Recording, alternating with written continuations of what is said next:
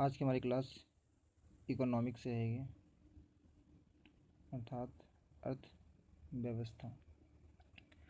तो हमारा पहला टॉपिक होगा राष्ट्रीय आय। तो राष्ट्रीय आय का प्रथम अनुमान दादा भाई नौरोजी द्वारा वर्ष 1868 के लिए लगाया गया था। तो भारत में सर्वप्रथम राष्ट्रीय आय की गणना दादा भाई नौरोजी ने की थी 1868 में। उनकी पुस्तक थी poverty and un British rule in India. तो poverty and un British rule in India में ही राष्ट्रीय आय की गणना की गई थी। स्वतंत्रता के बाद 1949 में राष्ट्रीय आय का अनुमान के लिए पी.सी. महालनोबिस की अध्यक्षता में राष्ट्रीय आय समिति का गठन किया गया था। हम देखते हैं केंद्रीय सांख्यिकी संगठन CSO। तो केंद्रीय सांख्यिकी संगठन जो है भारत सरकार द्वारा मई 1951 में स्थापित किया गया था, जिसका कार्य राष्ट्रीय आय का अनुमान लगाना है। राष्ट्रीय आय की अवधारणाएं। तो राष्ट्रीय आय की अवधारणाएं, पहला आता है GDP, सकल घरेलू उत्पाद, ग्रॉस डोमेस्टिक प्रोडक्ट। तो इसका अर्थ होता है कि अर्थव्यवस्था, किसी भी अर्थव्यवस्था द्वारा एक वित्तीय वर्ष में उत्पादित सभी वस्तुओं और सेवाओं का अंतिम मौद्रिक मूल्य ही सकल घरेलू उत्पाद कहलाता है। तो मेन इंपॉर्टेंट क्या है, किसी भी अर्थव्यवस्था में एक वित्तीय वर्ष होना चाहिए, सभी वस्तुओं और सेवाओं का अंतिम मौद्रिक मूल्य ही सकल घरेलू उत्पाद होता है। तो भारत में जो वित्तीय वर्ष है वो 1 अप्रैल से 31 मार्च तक है। तो ये इंपॉर्टेंट है यहाँ पे। तो भारत का वित्तीय वर्ष जो होता है वो डेट क्या है, 1 अप्रैल से 31 मार्च। GDP में होने वाला वार्षिक प्रतिशत परिवर्तन ही अर्थव्यवस्था की वृद्धि को दर्शाता है। GDP के त्रैमासिक आंकड़े। तो जो CSO है, केंद्रीय सांख्यिकी संगठन, 1996-97 से सकल घरेलू उत्पाद के त्रैमासिक आंकड़े प्रकाशित करता है। हम बात करते हैं शुद्ध घरेलू उत्पाद, नेट डोमेस्टिक प्रोडक्ट, NDP। तो NDP क्या होता है, किसी भी अर्थव्यवस्था का वह GDP जिसमें से एक वर्ष में हुए मूल्यह्रास डिप्रिसिएशन को घटाकर प्राप्त करते हैं। अर्थात एक वर्ष में किसी भी वस्तु या सेवाओं का जो मूल्यह्रास होता है उसे घटाकर हम NDP प्राप्त करते हैं, शुद्ध घरेलू उत्पाद। NDP इक्वल टू क्या होता है, GDP माइनस मूल्यह्रास। अब बात करते हैं सकल राष्ट्रीय उत्पाद, ग्रोस नेशनल प्रोडक्ट, GNP।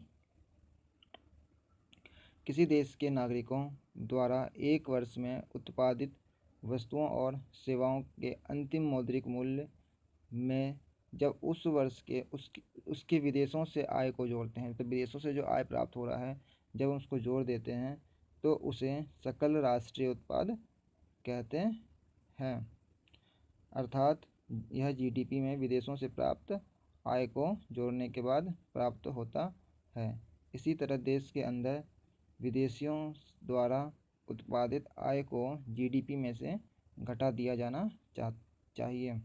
तो GNP बराबर क्या होता है, GDP में जो विदेशों से जो अर्जित आय है उसको जोड़ना होता है और विदेशों द्वारा देश में जो अर्जित आय है उसको घटाना होता है। इस प्रकार हम GNP, ग्रोस नेशनल प्रोडक्ट, निकालते हैं, अर्थात सकल राष्ट्रीय उत्पाद।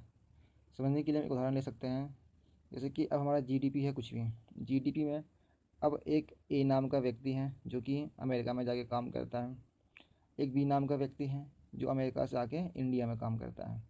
ठीक है, जो अमेरिका का जो इंडिया का व्यक्ति A है और अमेरिका में काम करता है, जब हम इसकी सैलरी को इसमें हम क्या करेंगे, जोड़ देंगे। और B नाम का जो व्यक्ति है जो अमेरिका का है और इंडिया में काम करता है, तो इसकी सैलरी को हम इसमें से घटा देंगे। तो इस प्रकार हम GNP प्राप्त करते हैं। GNP, ग्रोस नेशनल प्रोडक्ट, किसी अर्थव्यवस्था की बाहरी शक्ति को दर्शाता है। इससे राष्ट्र की आय और गुणवत्ता दोनों का ही पता चलता है। तो राष्ट्रीय आय और गुणवत्ता का पता हमें GNP से चलता है। अंतर्राष्ट्रीय मुद्रा कोष IMF और विश्व बैंक, वर्ल्ड बैंक द्वारा किसी अर्थव्यवस्था की क्रय शक्ति तुल्यता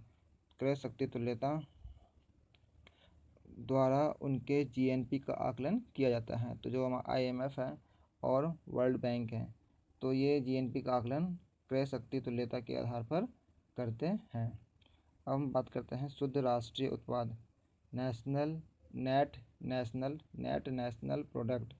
शुद्ध राष्ट्रीय उत्पाद किसी अर्थव्यवस्था द्वारा उत्पादित एक वर्ष में सभी वस्तुओं और सेवाओं का अंतिम मौद्रिक मूल्य में विदेशों से आय को जोड़कर और मूल्य ह्रास को घटाकर जो आय बचती है उसे शुद्ध राष्ट्रीय उत्पाद कहते हैं।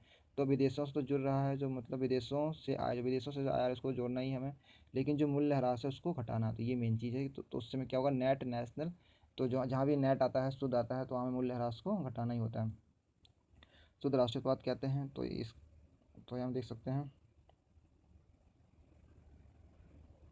NNP equal to GDP plus विदेशों से प्राप्त आय और मूल्य ह्रास।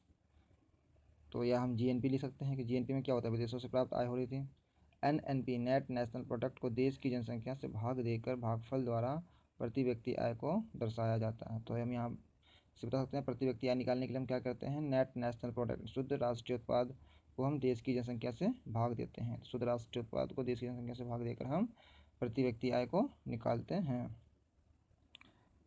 NNP किसी अर्थव्यवस्था की आय को दर्शाने का सबसे बेहतर अवधारणा है, क्योंकि उससे उसकी मात्रा, गुणवत्ता, मूल्यह्रास और बाह्य शक्ति को स्पष्ट करता है। तो अर्थव्यवस्था की आय को दर्शाने का सबसे बेहतर अवधारणा क्या है, NNP शुद्ध राष्ट्रीय उत्पाद। और शुद्ध राष्ट्रीय उत्पाद को ही राष्ट्रीय आय कहा जाता है। राष्ट्रीय किसे कहा जाता है, शुद्ध राष्ट्रीय उत्पाद को, नेट नेशनल प्रोडक्ट को। अब बात करते हैं राष्ट्रीय आय। तो राष्ट्रीय आय क्या होता है, भारत में साधन या कारक लागत पर शुद्ध राष्ट्रीय उत्पाद को राष्ट्रीय आय कहते हैं। जो हमारा फैक्टर कॉस्ट होता है, जो कारक लागत होता है, जो शुद्ध राष्ट्रीय उत्पाद होता है, उसी को हम क्या कहते हैं, राष्ट्रीय आय कहते हैं भारत में भी। गन्ना के लिए बाजार मूल्य पर प्राप्त शुद्ध राष्ट्रीय उत्पाद में से अप्रत्यक्ष कर को घटाया जाता है और सब्सिडी को जोड़ दिया जाता है। तो यहाँ पे हमने शुद्ध राष्ट्रीय उत्पाद निकालने क्या किया है, सबसे पहले हमने जो हमारा अप्रत्यक्ष कर है उसको घटाया है, और वो भी किस पे, मार्केट प्राइस पे, बाजार मूल्य पर, और सब्सिडी को जोड़ दिया है। वास्तविक राष्ट्रीय आय की गणना के लिए स्थिर कीमत पर राष्ट्रीय आय की गणना की जाती है। अगर वास्तविक राष्ट्रीय आय निकालना है तो स्थिर कीमत पर हम राष्ट्रीय आय ज्ञात करेंगे। तो वास्तविक राष्ट्रीय आय बराबर स्थिर कीमत पर राष्ट्रीय आय, इसे हमें याद रखना है। कुछ पॉइंट हैं, जैसे कि स्थिर मूल्य कांस्टेंट प्राइस, यह किसी उत्पाद का पीछे के वर्ष से स्तर पर बिक्री मूल्य है। भारत में 2011-12 को स्तर मूल्य का आधार वर्ष माना जाता है। तो आधार वर्ष जो है 2011-12 है भारत में, मतलब किसी भी वर्ष जो पीछे का होता है उसका जो बिक्री मूल्य होता है वही, ठीक है।